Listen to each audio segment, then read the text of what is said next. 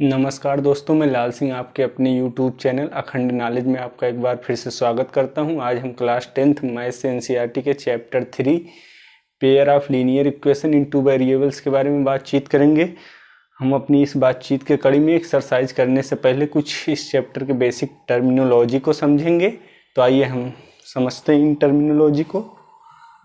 Pair of linear equation in two variables means होता है दो चरों वाले रैखिक समीकरण युग्म। सबसे पहले हम लीनियर इक्वेशन को जानते हैं। हमारा लीनियर इक्वेशन क्या होता है? लीनियर इक्वेशन हमारा लीनियर इक्वेशन एक अलजेब्रिक एक्सप्रेशन होता है जिसकी डिग्री 1 होती है, यानी जिसमें वेरिएबल्स की डिग्री 1 होती है। जैसे हमारा अलजेब्रिक एक्सप्रेशन 3x + 2 4y + 3, ये सब हमारा क्या है? अलजेब्रिक एक्सप्रेशन है। इसमें जो हमारा वेरिएबल्स है इसकी डिग्री 1 है, इसमें भी 1 है, और ये हमारा कांस्टेंट होता है। ठीक, ये अलजेब्रिक एक्सप्रेशन है। यदि हम इन सबको 3x + 2 = 4 या 4x + y = 0 लिख दें, अगर इक्वल का साइन इसमें हम यूज कर दें तो ये हमारा क्या हो जाएगी कि इक्वेशन बन जाता है। अगर हमारे इक्वल का साइन नहीं है तो कोई भी ऐसे लिखा हुआ एक्सप्रेशन है, यानी क्या बोलते हैं, वेरिएबल्स और कांस्टेंट के बीच में जो हमारे 4 ऑपरेशंस होते हैं, plus minus multiplication and division, अगर लगा हुआ है, अगर उसके बाद यहाँ पे इक्वल का साइन नहीं है तो हमारा केवल एक्सप्रेशन होगा। अगर हम इक्वल का साइन इन सब के बीच के बाद यूज अगर यहाँ कर देते हैं तो हमारा क्या हो जाता है कि इक्वेशन, और इसकी डिग्री 1 है, इसलिए हमारे लीनियर इक्वेशन है। आई होप कि आपको ये समझ में आ गया होगा।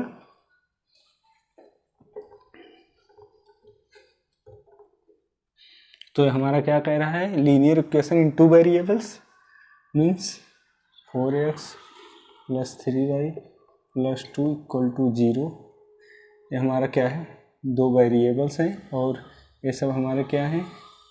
रियल नंबर्स हैं, और ये हमारा कांस्टेंट और ये रियल नंबर्स होते हैं।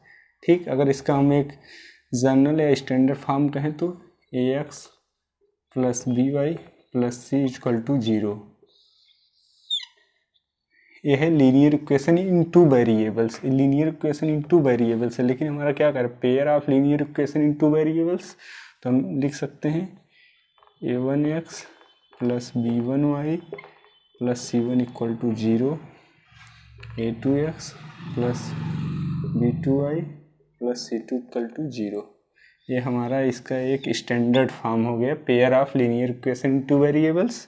वैसे में अगर इक्वेशन के फॉर्म में लिखना है तो इसको हम लिख सकते हैं 3x + 4y + 8 = 0, 4x 9y + 3 = 0। यह है pair of linear equation in two variables. ठीक, और यहाँ पे हमारा ये क्या है? 3, 4, 4, 9, ये सब कोफिशिएंट्स हैं इसके। जैसे 3 और 4 x के कोफिशिएंट, 4 और 9 y के कोफिशिएंट, और 8 और 3 ये क्या है? हमारे कांस्टेंट है। और ये हमारे जो इसमें a1, a2, a3, sorry a3 नहीं है, b1 है, b1, b2, c1 and c2 ये हमारे रियल नंबर हैं, रियल नंबर्स। और इसमें हमारा a1 and a2 = not 0 and b1 and b2 = not 0। अगर ये हमारा 0 हो जाएगा तो हमारा एक लीनियर इक्वेशन नहीं फॉर्म होगा। ठीक है, अब हम लीनियर इक्वेशन को कैसे सॉल्व किया जाए उसके मेथड के बारे में पढ़ते हैं।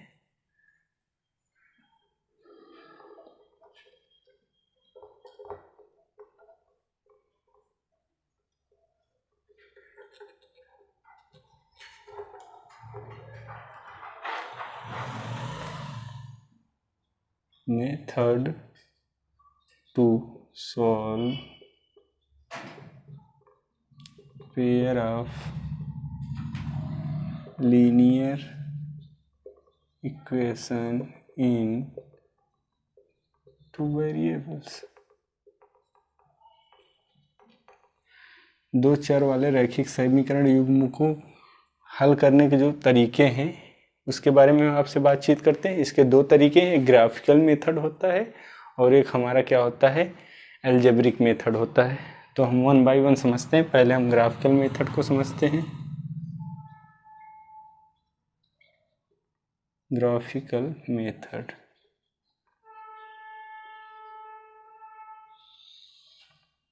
ग्राफिकल मेथड में 3 कंडीशंस होती हैं।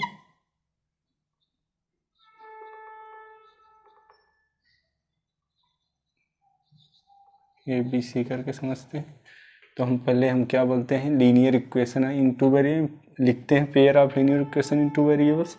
उसको पहले हम लिखते हैं x minus 2y equal to 0, 3x plus 4y minus 20 equal to 0। ठीक, तो हमारा पहला कंडीशन क्या है, इसके हम कोफिशिएंट को कंपेयर करेंगे।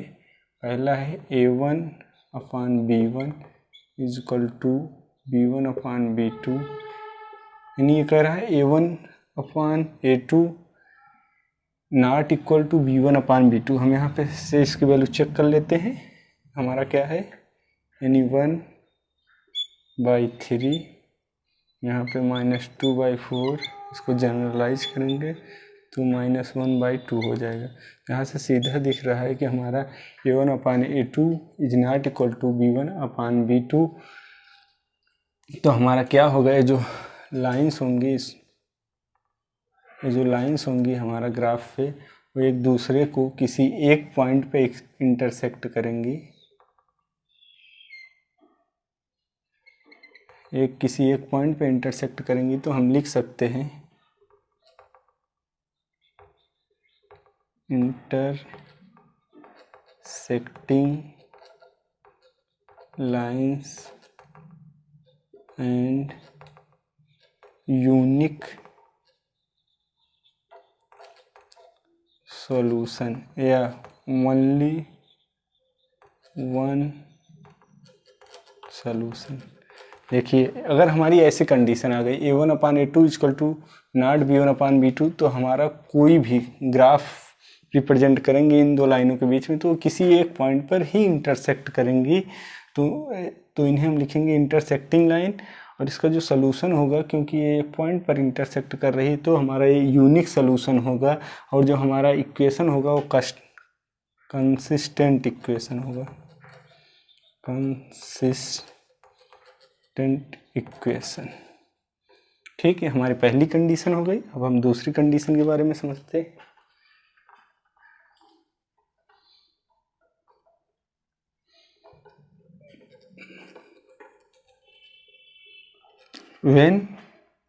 जब हमारा a1 upon a2 equal to b1 upon b2 equal to c1 upon c2 होगा, तो हमारी लाइनें कोइंसिडेंट होंगी और उसके क्या होंगे, एक से अधिक हल होंगे, यानी मैनी सॉल्यूशन, इनफाइनाइट सॉल्यूशन होंगे। ठीक, हम इक्वेशन के थ्रू उसको जानते हैं। हमारा जैसे x plus 2y minus 3 equal to 0, यहाँ पर लिख देंगे 2x plus 4y minus 6 equal to 0। यहाँ से कंपेयर करेंगे एक्स वाई के कोफिशिएंट और कांस्टेंट के। तो यहाँ पे 1/2 होगा, a1 upon a2 equal to, यहाँ पे 2/4 होगा, यहाँ पे होगा -3/-6। ठीक, तो यहाँ पे क्या हो जाएगा, जनरलाइज करेंगे 2 1 जा 1, 2 2 जा 4, माइनस माइनस कटेगा, 3 1 जा 1, 3 2 जा 6, तो 1/2, यानी हमारा a1 upon a2, b1 upon b2 और c1 अपान c2 आ गया। ठीक, ये आ गया। हमारा दूसरा कंडीशन है, तो यहाँ पे लिखेंगे हमारी जो लाइन्स ड्रा करेंगे अगर हम ग्राफ, तो हमारी कुछ लाइनें ऐसी होंगी, एक दूसरे कोइंसिडेंट यानी संपाती होंगी, हिंदी में कहें तो कुछ ऐसी होंगी। ठीक, एक दूसरे संपाती एक दूसरे पर आके जुड़ेंगे। ठीक, तो यहाँ पे हम लिख सकते हैं कोइंसिडेंट लाइंस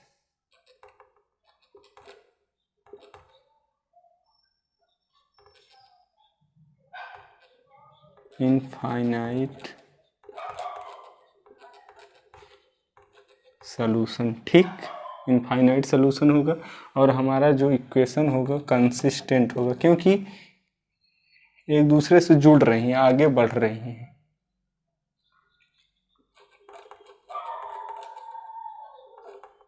कंसिस्टेंट इक्वेशन होगा। ठीक, हमारी दूसरी कंडीशन हो गई। अब हम तीसरी कंडीशन की तरफ बढ़ते हैं।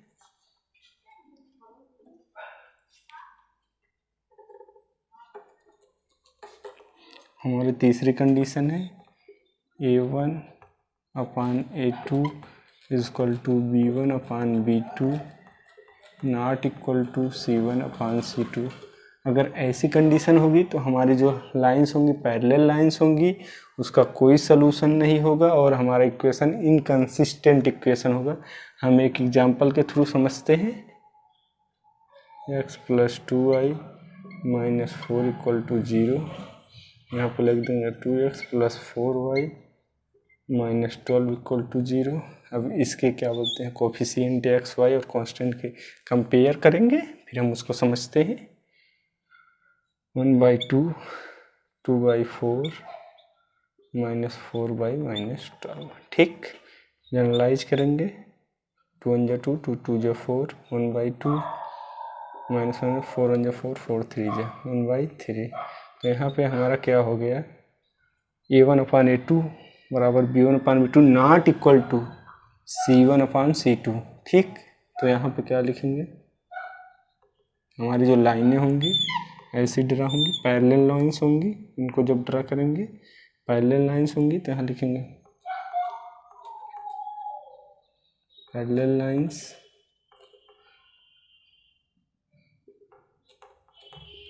नो सॉल्यूशन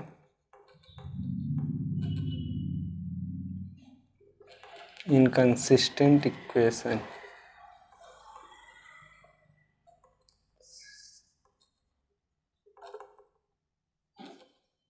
ठीक, यानी हमने ग्राफिकल मेथड द्वारा समझ लिया।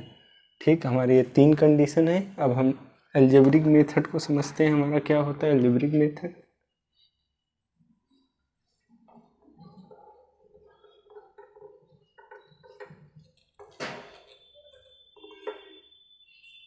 अलजेब्रिक मेथड की तरफ हम बढ़ते हैं।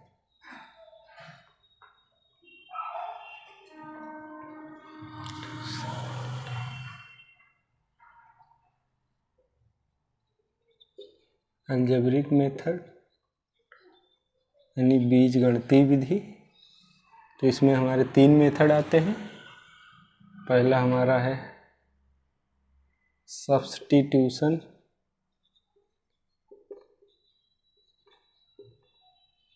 मेथड यानी प्रतिस्थापन विधि द्वारा। दूसरा है हमारा एलिमिनेशन,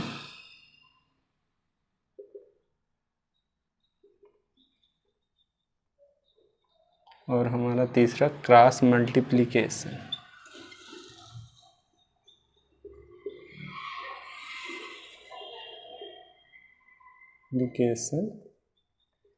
मेथड हम बारी बारी से इन सबको देखते हैं। सबसे पहले हम देखते हैं सब्स्टिट्यूशन मेथड क्या होता है।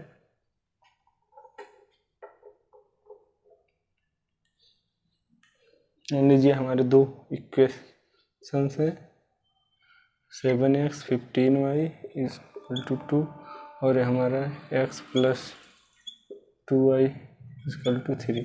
ये सब्स्टिट्यूशन कह रहा है, यानी प्रतिस्थापन, यानी एक की वैल्यू हम दूसरे में पुट करेंगे, रखेंगे।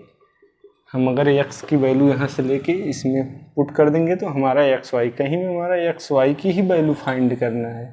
ठीक, एक्स वाई की ही वैल्यू फाइंड करना है। हम इसको प्रतिस्थापित करेंगे। हम तो इसको लिख सकते हैं कि x = 3 - 2i, क्योंकि यहाँ प्लस का साइन है, इधर साइड में जाता है तो माइनस हो जाता है। अब putting the value of x in equation first, हम इक्वेशन फर्स्ट में अगर पुट कर दें इसकी वैल्यू 7 3 - 2i - 15 = 2।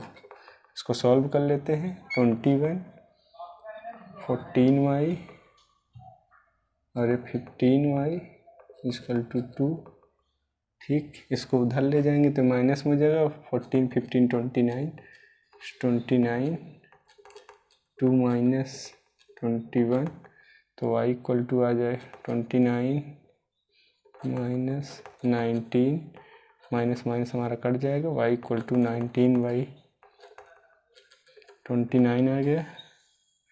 अब ये y की वैल्यू हम इसमें पुट कर देंगे तो x की वैल्यू आ जाएगी 3 माइनस 2 इंटू 19 29। तो अगर इसका इसमें मल्टीप्लाई करेंगे 3 9 27, यानी 3 9 जा 27, 3 6 2 8 87, इसका एलसीएम तो 29 आएगा ही, और 38, इसको हम सॉल्व करेंगे, 17 में से 8 गया 9, फिर यहाँ बचेगा 7, 7 में से 3 गया 4, नहीं y की वैल्यू हमारा इतना आ गई। ठीक, सॉरी x की नहीं, हमारा x की वैल्यू यहाँ से इतना और y की वैल्यू यहाँ, जब इसको इसमें सब्स्टिट्यूट करेंगे तो इसको प्रूव्ड कर देगा, यानी हमें इसकी एक की वैल्यू दूसरे में पुट करके x y की वैल्यू निकालना है, यही हमारा सब्स्टिट्यूशन मेथड है। अब हम दूसरा एलिमिनेशन मेथड पढ़ते हैं।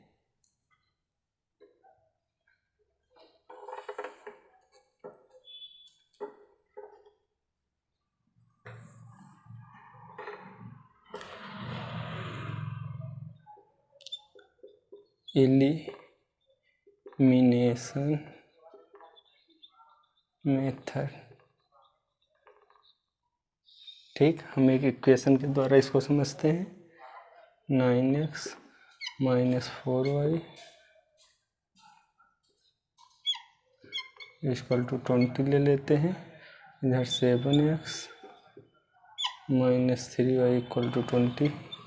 एलिमिनेट, यानी इसमें कह रहा है किसी एक की वैल्यू को हम एलिमिनेट कर देंगे, अगर हम चाहे x की कर लें या चाहे y की।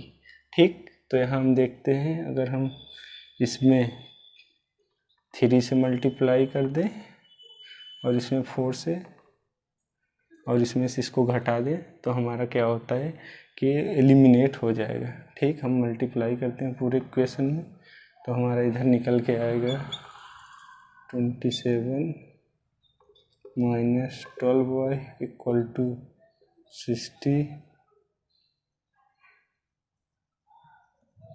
ठीक, और इधर हमारा निकल के आएगा 28x माइनस 12y 80।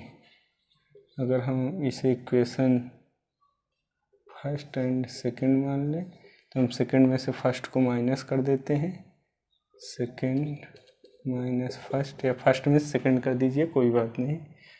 तो हमारा इधर 28x माइनस 12y 80, यहाँ पे हमारा आ जाएगा 27x माइनस 12y 60। हमारा वैल्यू चेंज हो जाता है, यहाँ पे कुछ नहीं तो यहाँ पे हमेशा जहाँ पे कुछ नहीं रहे वहाँ पे प्लस, तो यहाँ पे हमारा माइनस हो जाएगा, यहाँ पे प्लस हो जाएगा, माइनस है तो यहाँ से माइनस, यहाँ से हमारा x बचेगा, ये कट जाएगा प्लस माइनस, ये हमारे यहाँ 20x की वैल्यू हमारी 20 आ गई। इस वैल्यू को हम किसी भी इक्वेशन में पुट करके निकाल सकते हैं, हम इसमें रख देते हैं 7x माइनस 3y 20, तो इसमें x की वैल्यू रखते हैं 20 माइनस 3y 20, 140 माइनस 3y बराबर 20। इसको इधर ले जाएंगे, इसको इधर तो माइनस में हो जाएगा, तो हम यहाँ लिख देते हैं 140 माइनस 20 इक्वल टू 3y, तो यहाँ पे 120 बचेगा इक्वल टू 3y, 3 1 जा 3, 3 4 जा 12, y इक्वल टू 40 आ जाएगा।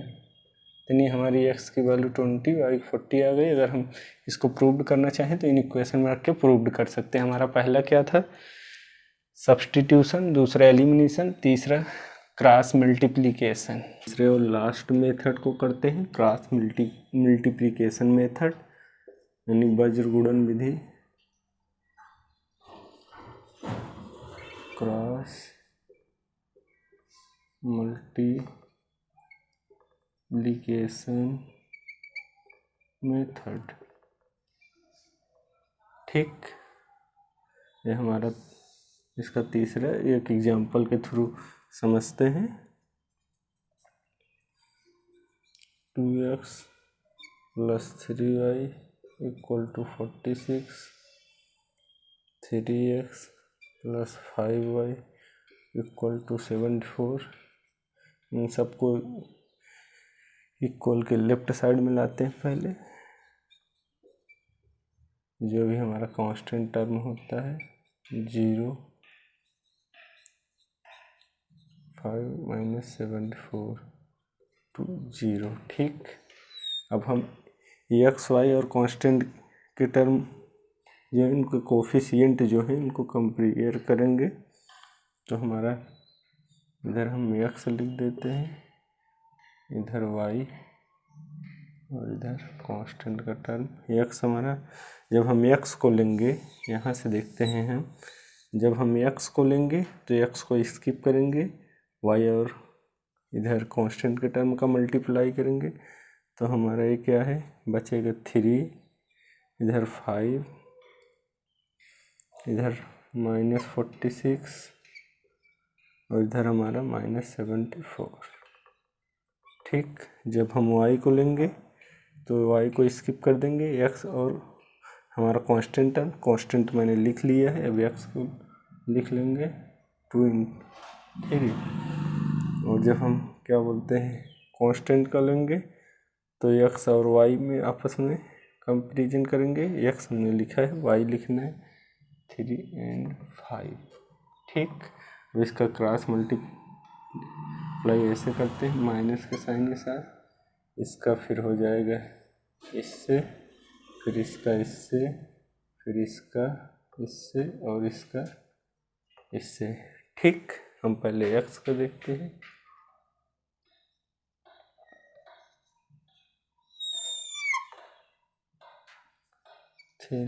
-74, फिर यहाँ पे बीच में माइनस का साइन, 5 × -46, फिर हम y का ऐसे करते हैं, y के जब लेंगे तो इधर से -46 × 3 -74 × 2। उसके बाद जब कांस्टेंट का करेंगे तो यहाँ पे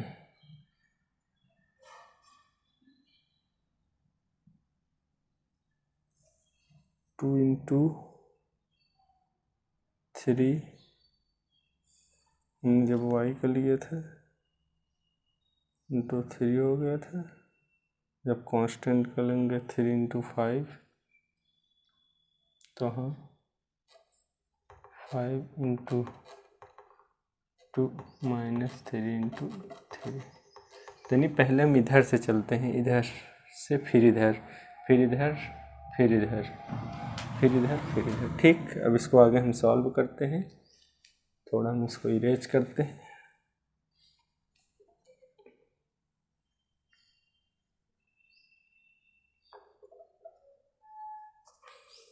तो हम इधर सॉल्व करेंगे तो हमारे x = आएगा 3 × 4 = 12 के 2, 3 × 7 = 21, -222, इधर माइनस माइनस प्लस होगा, इधर हो जाएगा 4 × 5 = 20, डायरेक्ट मैं कर देता हूँ, 5 × 30 = 230, इधर y का हो जाएगा 4 × 3 = 12, 120, 6 × 3 = 18, -238, माइनस माइनस प्लस हो जाएगा, 75 दूना 150 होता है, उसमें से 2 माइनस कर देंगे तो हमारा आ जाएगा 138 यहाँ पे होगा, 148 इधर 1 का हो जाएगा, 5 दूनी 10, 3 त्रिका 9 यानी 1। अब यहाँ से हम x की वैल्यू निकाल सकते हैं आराम से। यहाँ पे 8, यहाँ पे y = 10। हम हमेशा जब x y की वैल्यू निकालते हैं तो हमेशा कांस्टेंट से कंपेयर करते हैं। x y 8 यानी 1/1 यानी x की वैल्यू हमारी यहाँ से निकल आई x y = 8। और y की जब निकालना होगा y का भी ऐसे कंपेयर कर लेंगे, 10 1/1 यानी y = 10। हमारा x और y का वैल्यू इधर किससे क्रॉस मल्टीप्लिकेशन मेथड से निकल आया। आप लोग भी ऐसे कर लेंगे, ठीक। और ये हमारा बेसिक टर्मिनोलॉजी इसका ख़त्म हुआ। हम इसकी एक्सरसाइज अपने नेक्स्ट क्लास में करेंगे। आई होप कि आपको मेरा ये वीडियो पसंद आया होगा। अगर मेरा वीडियो आपको पसंद आया होगा तो आप मेरे चैनल को लाइक, शेयर एंड सब्सक्राइब ज़रूर करें। थैंक यू दोस्तों।